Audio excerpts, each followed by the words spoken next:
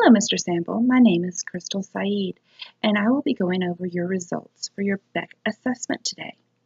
I'm glad that you came in today. How have you been doing? That's okay. That's why you're here, and we are going to work together to help you feel more like yourself. Do you remember the assessments that you took a few weeks ago? Yes, they were a series of assessments for levels of depression, hopelessness, thoughts of suicide, and anxiety. I have your results, and I would like to discuss them with you today. First, we will discuss the assessments themselves, and then we will discuss treatment options that are available. To begin, the first assessment was the Beck Depression Inventory. It was a 21 multiple choice assessment. For this assessment, scores range from 0 to 13 for minimal depression to 29 to 63 for severe depression. Your score was 32, placing you into the severe depression range. With a score in this range, you are more likely to have hopelessness, thoughts of suicide, and anxiety, and why the additional assessments were needed to develop a more complete picture. During the assessment for hopelessness, you were at a moderate range and were also at a moderate range in the anxiety scale. But your BSS, or risk of suicide, could not be accurately determined because of a few factors that we'll discuss in a little bit. I am concerned about your high scores for depression and the fact that may increase your depression if not addressed in a meaningful way. Let's begin with hopelessness. You indicated that you cannot imagine life in 10 years, and the future looks dark.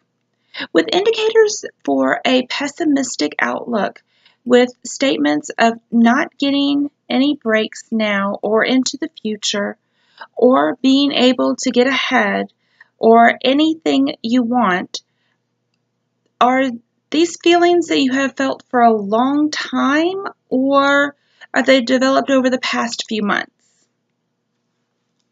Thank you. During your anxiety interview, you expressed an inability to relax, fear of loss of control, fear of death, and being scared. These thoughts and emotions have led to physical symptoms of feeling hot, lightheaded, hands trembling, shaking, indigestion, or discomfort and fainting. Have you had any of these feelings lately? Thank you. Can you please describe what you were feeling prior to the time that you experienced the symptoms the last time?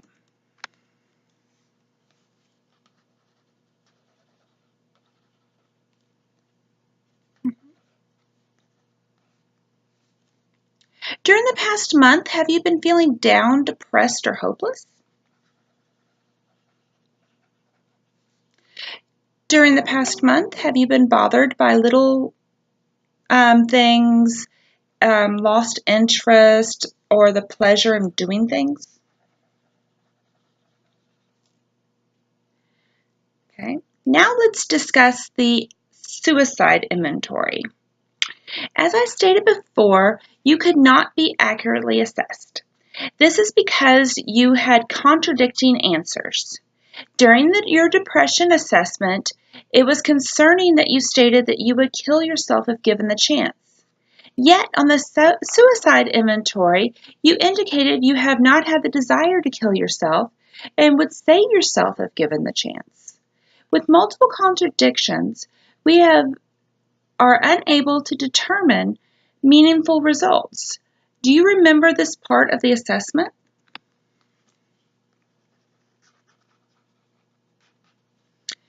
When you were taking this part of the assessment, can you remember what you were thinking? I understand. It was a long day and you were beginning to lose interest in the assessments.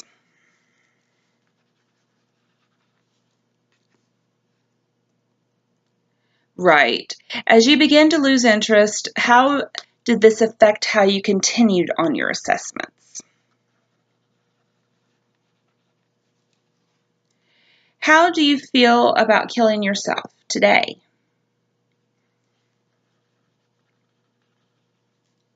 And if you were in a life-threatening event, would you attempt to save yourself? Self-preservation is a positive and good start.